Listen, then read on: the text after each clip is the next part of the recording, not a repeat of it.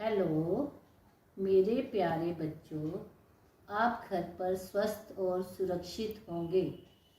आप स्कूल को बहुत मिस कर रहे होंगे।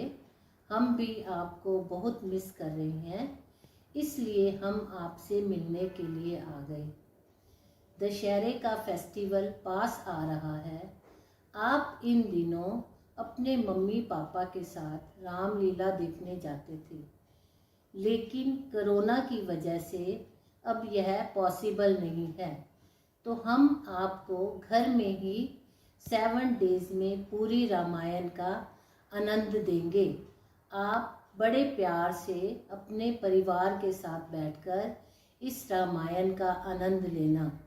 आज हम आपको फर्स्ट वीडियो में श्री रामचंद्र जी के जन्म से लेके चाची ताड़का के वध तक की कहानी दिखाएंगे।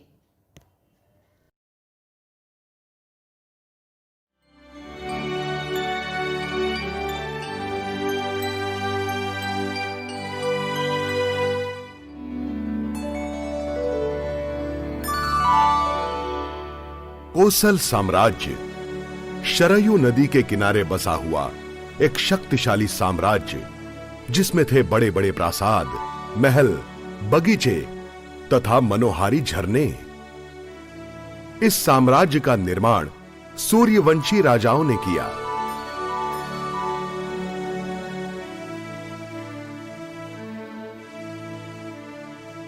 अयोध्या कोसल की राजधानी, इस नगरी का निर्माण महाराज इक्ष्वाकु ने किया, जो सूर्यवंश के प्रमुख महाराज मनु के प्रथम पुत्र थे। महाराज रघु के पश्चात कोसल के सिंहासन पर महाराज दशरथ विराजमान हुए। महाराज दशरथ एक समर्थ, बुद्धिमान और कुशल राज्यकर्ता थे। महाराज के निपुत्रिक होने से राजमहल तथा सारी अयोध्या नगरी दुखी थी। एक दिन महाराज दशरथ अपनी तीनों रानियां कौशल्या, कैकेयी तथा सुमित्रा के साथ वार्तालाप में मग्न थे। उसी समय राजमहर्षि वशिष्ठ ने उन्हें सलाह दी। राजन, आप मुनिवर ऋष्यशृंग के हाथों से पुत्र कामेष्टि यज्ञ का आयोजन कीजिए। इस यज्ञ से आपको अवश्य पुत्र लाभ होगा।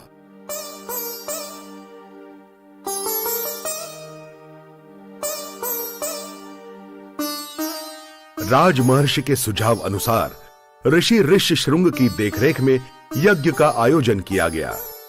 उस पवित्र अग्नि से एक देवता प्रकट हुई, जिसके हाथों में सोने का कलश था। हे राजन, तुम्हारा यज्ञ सफल हुआ। इस पवित्र यज्ञ का प्रसाद अपनी रानियों को दीजिए।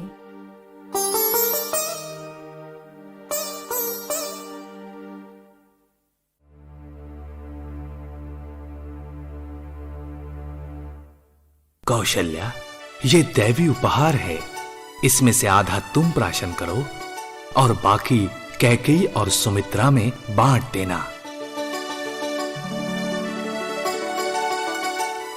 कुछ महीनों के पश्चात एक दिन राजपुत्रों की किलकारियों से राजमहल गूंज उठा। महारानी कौशल्या ने श्री राम को जन्म दिया।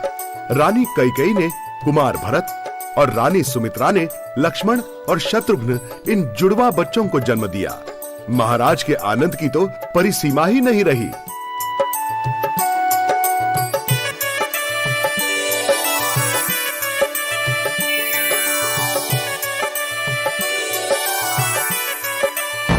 सारी अयोध्या नगरी में राजपुत्रों का जन्मोत्सव बड़े ठाठ और धूमधाम से मनाया गया। परंपरा के अनुसार चारों राजकुमारों ने गुरुकुल में जाकर वेदों का पठन किया।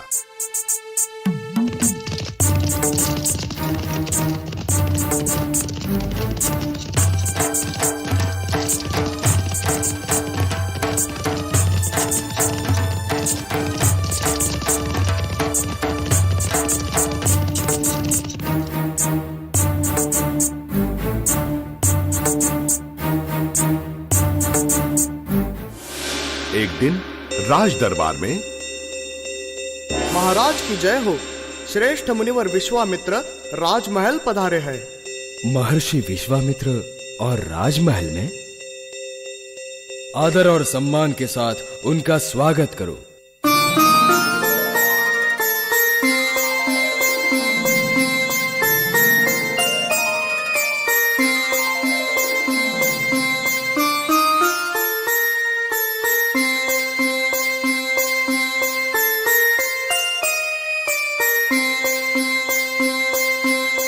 प्रणाम मुनिवर, आपका स्वागत है।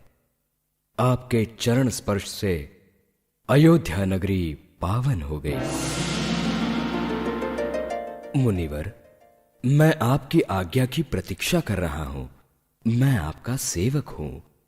मैं आपकी हर आज्ञा का निस्संदेह पालन करूंगा। दशरथ, मुझे पूर्ण विश्वास है राजन कि तुम रघुकुल की परंपरा के अनुसार वचन निभाओगे। मुनिवर, आप बिना संकोच आज्ञा कीजिए। राजन, मैं विश्व शांति के लिए एक महत्वपूर्ण यज्ञ कर रहा हूं, लेकिन दानव उसमें बाधा उत्पन्न कर रहे हैं। मांस और हड्डियां फेंक कर वे पवित्र यज्ञ को भ्रष्ट कर रहे हैं। इन दानवों का नाश करने के लिए मुझे तुम्हारे पुत्र राम की सहायता चाहिए।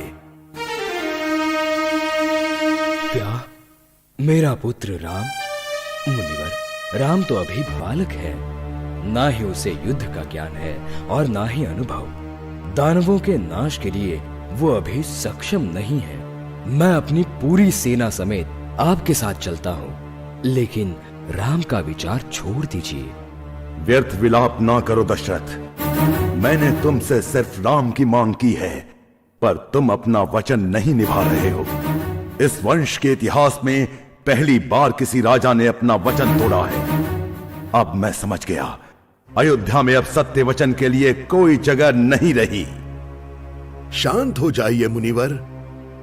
राजा दशरथ के राज में ऐसा कभी नहीं हुआ है। जरा रुकिए। महाराज, आप राम की योग्यता से अनभिज्ञ हैं, लेकिन मुनिवर विश्वामित्र उसे अच्छी तरह से जानते हैं। राम एक साहसी योद्धा है और किसी भी शत्रु का सामना कर सकता है। स्वयं विश्वामित्र ज्ञानी है। चिंता न कीजिए महाराज, उनके हाथों में राम सुरक्षित है। आप अपना वचन निभाइए, राम को जाने दीजिए, फिर ये सारा संसार जान लेगा कि वो कौन है। क्षमा कीजिए मुनिवर, मैं बड़ी खुशी से राम को आपके साथ भेजता हूँ। धन्यवाद राजन, मैं तुम्हारे निर्णय से प्रसन्न हुआ। किंतु लेकिन क्या? बिना संकोच कहो जो कहना है राजन। लक्ष्मण के बिना मेरा राम बहुत अकेला हो जाएगा। कृपया आप दोनों को अपने साथ ले जाइए।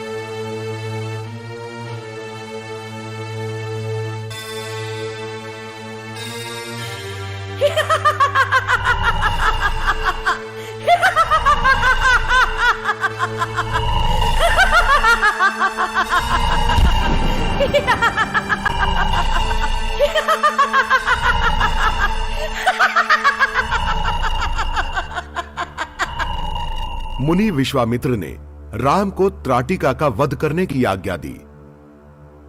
जब राम दुविधा में पड़ गए, तब विश्वामित्र ने बिना संदेह उसे मारने के लिए कहा। राम और लक्ष्मण दोनों ने अपना निशाना बांधकर त्राटिका का वध किया।